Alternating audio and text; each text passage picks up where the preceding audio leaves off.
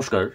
স্বামী বিবেকানন্দ ওনার জ্ঞানযোগ নামক অধ্যায়ে আলোচনা করেছেন যেসব ব্যক্তি হঠাৎ এই অতীন্দ্রিয় জ্ঞান লাভ করিয়াছেন অথচ ইহার বৈজ্ঞানিক তত্ত্ব বুঝেন নাই, তাহারা যত বড়ই হন না কেন তাহারা অন্ধকারে হাতড়াইয়াছেন এবং তাহাদের সেই জ্ঞানের সহিত সাধারণত কিছু না কিছু কিম্ভূত কিমাকার কুসংস্কার মিশ্রিত থাকিয়া যায়।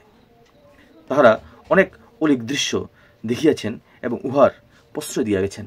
আমরা অনেক মহাপুরুষের জীবনচরিত আলোচনা করিয়া দেখিতে পাই যে যখনই কোনো মহাপুরুষ কেবল ভাবোচ্ছ্বাস বসে এই অবস্থায় উপনীত হইয়াছেন, তিনি কিছু সত্য লাভ করিয়াছেন বটে, কিন্তু সেই সঙ্গে কিছুটা কুসংস্কার ও গোড়ামি তাহাতে দেখা দিয়াছে। তাহার শিক্ষার মহত্ব দ্বারা যেমন জগতের উপকার হইয়াছে, ওই কুসংস্কার আদির দ্বারা তেমনি ক্ষতিও হইয়াছে।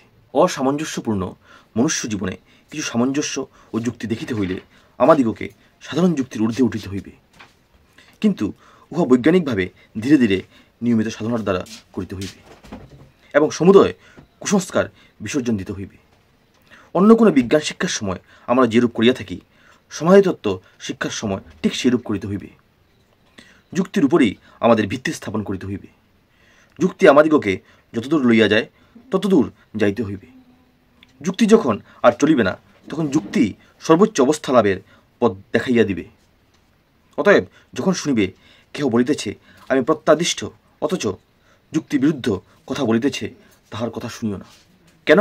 কারণ এই তিন অবস্থা সহজাত জ্ঞান, বিচারপূর্বক জ্ঞান ও জ্ঞানাতীত অবস্থা একই মনের অবস্থা বিশেষ। একই ব্যক্তির তিনটি মন নাই, কিন্তু মনের একটি অবস্থা অপরগুলিতে পরিণত করা হয়। সহজাত জ্ঞান বিচারপূর্বক জ্ঞানে ও বিচারপূর্বক জ্ঞান জ্ঞানাতীত অবস্থায় পরিণত হয়। সুতরাং অবস্থাগুলির মধ্যে একটি অপরটির বিরোধী নয়।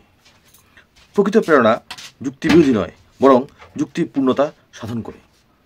ঈশ্বর প্রেরিত মহাপুরুষগণ যেমন বলিয়াছেন, আমি ধ্বংস করিতে আসি নাই, সম্পূর্ণ করিতে আসিয়াছি, সেরূপ প্রেরণাও যুক্তিকে পরিপূর্ণ করে। যুক্তির সহিত উহার সম্পূর্ণ সামঞ্জস্য আছে।